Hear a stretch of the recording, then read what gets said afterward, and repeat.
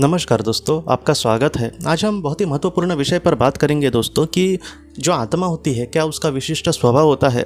जैसे अगर हम पृथ्वी पर जीवन जी रहे तो हमें अलग अलग स्वभाव के लोग मिलते हैं। हमारा भी एक अलग विशिष्ट स्वभाव होता है। कोई गुस्सेल हो सकता है, कोई थोड़ा सा दरिया दिल हो सकता है, फटक से किसी को दे देगा। कोई दयालु स्वभाव का हो सकता है, कोई एक स्वार्थी इंसान जैसे स्वभाव का हो सकता है। अलग अलग बहुत सारे स्वभाव होते हैं अलग अलग टाइप के लोगों के।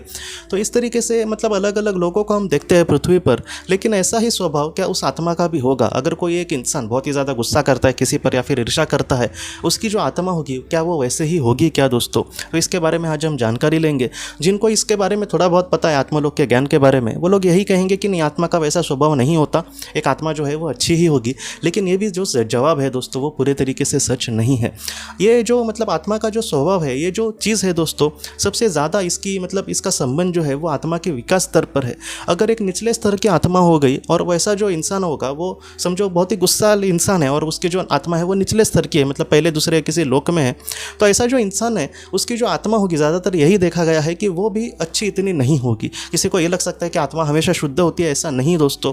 एक अच्छी आत्मा भी अगर बुरे बुरे कर्म करते जाए तो उसकी आत्मा की भी जो सोच है वो भी वैसे ही बन जाती है। लेकिन जैसे जैसे उसमें विकास होगा, जैसे जैसे वो चीज़ों को एक्सेप्ट करेगी, अपनी गलती को एक्सेप्ट करेगी, वैसे वैसे उसमें जो विकास है वो बढ़ जाएगा और बाद में उसको विवेकशीलता जो होती है उसके मन में वो बढ़ती जाएगी और वो एक अच्छा इंसान बन सकेगा।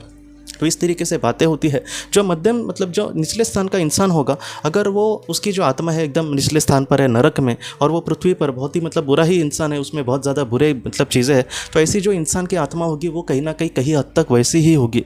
जो ऐसे लोग हैं दोस्तों, समझो एक उदाहरण के लिए कह रहा हूँ कि लोभी इंसान जिसको पैसा चाहिए, सोना चाहिए, सब कुछ उसको चाहिए, प्रॉपर्टी चाहिए, ऐसा जो इंसान होता है पृथ्वी से जाने के बाद भी उसको पैसा ही चाहिए होता है क्या?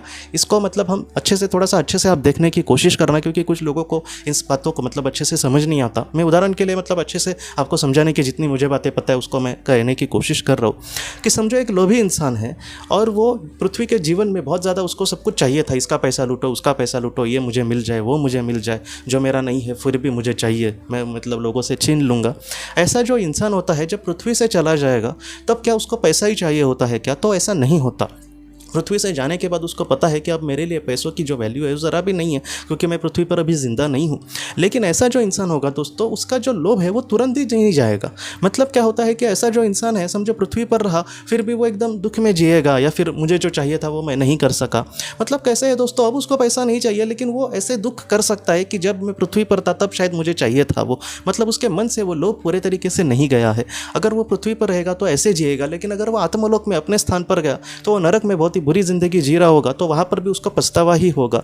वहाँ से निकलने के लिए वो बड़ी आत्मा को प्रार्थना करेगा। बड़ी आत्मा उसको ये कहेंगी कि तुम्हारे अंदर बहुत ही ज़्यादा स्वार्थ था, उसको तुम निकालने की कोशिश करो। तो हो सकता है कि अगले जीवन उसको लेना पड़े, और उस अगले जीवन में बहुत ज़्यादा चांसेस है उसको कि उसके पास जो होगा उसको चला जाएगा उसको बहुत ज़्यादा दुख होगा। तो इन सारी चीज़ों में वो बैलेंस बनाने की कोशिश करेगा। वो जीवन को समझेगा कि जीवन में कुछ भी शाश्वत नहीं है, इसलिए मुझे किसी चीज़ को पकड़ना इम्पोर्टेंट नहीं है। मैं जितना हो सके निस्वार्थ भावना से जीऊँ, ये जो चीज़ें हैं वो मेरे लिए महत्वपूर्ण है। तो ये हो गई निचले स्थान की बात, निचले स्तर की आत्मा की बात। जो मध्यम स्तर की आत्मा होती है दोस्तों, उसका कैसे होता है कि एक इंसान है वो बहुत ही ज़्यादा गुस्सा करता है, इस पे चिल्लाया, उस पे चिल्लाया, ये एक बुरा गुण है इंसान का। तो ये जो ऐसा जो स्वभाव वाला इंसान होगा, जब वो इस दुनिया से चला जाएगा तब उसकी जो स्वभाव है उसका जो वो उसकी आत्मा का स्वभाव नहीं होगा दोस्तों। वो जब आत्मालोक में चला जाएगा तब उसको, वो मध्यम स्तर की आत्मा है, उसके लिए वो अपनी जो गलती है वो मानेगा कि हाँ नहीं, ये मेरी गलती हो गई।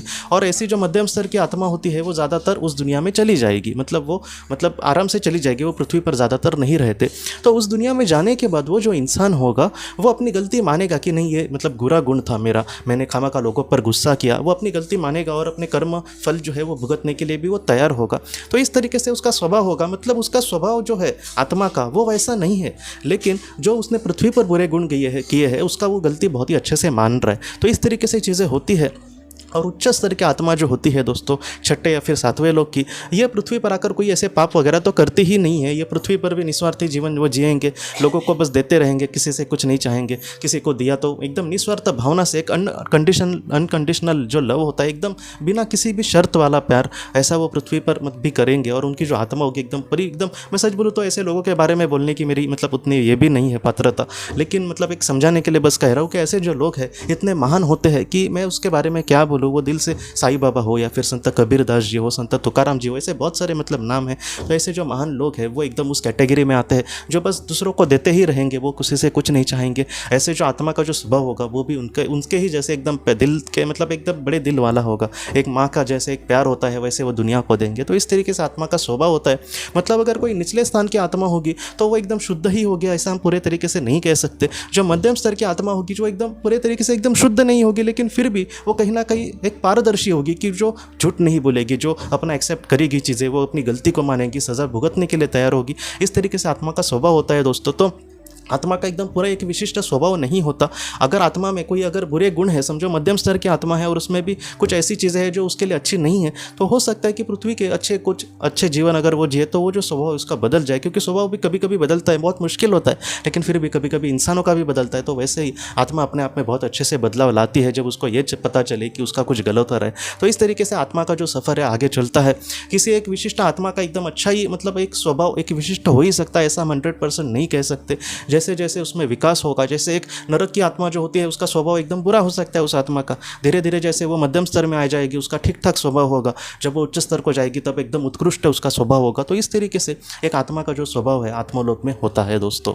तो दोस्तों हम अपने अगले वीडियो में मिलते हैं। आप अपने परिवार का ख्याल रखना। आपका बहुत बहुत धन्यवाद। अगर आपने किसी अपने को खोया है और अगर आप किसी जेन्युइन भरोसेमंद थेरेपिस्ट की तलाश कर रहे जो आपके अपनों के संदेश आपको दे सके, तो आप इस नंबर पर व्हाट्सएप मैसेज कर सकते हैं। हम जितना हो सके आपको किसी अच्छे थेरेपिस्ट के बारे में बताने की कोशिश करेंगे जो आपको बहुत ही अच्छे से संदेश दे और आप अपने जीवन में आगे बढ़ पाए। आपका बहुत बहुत धन्यवाद।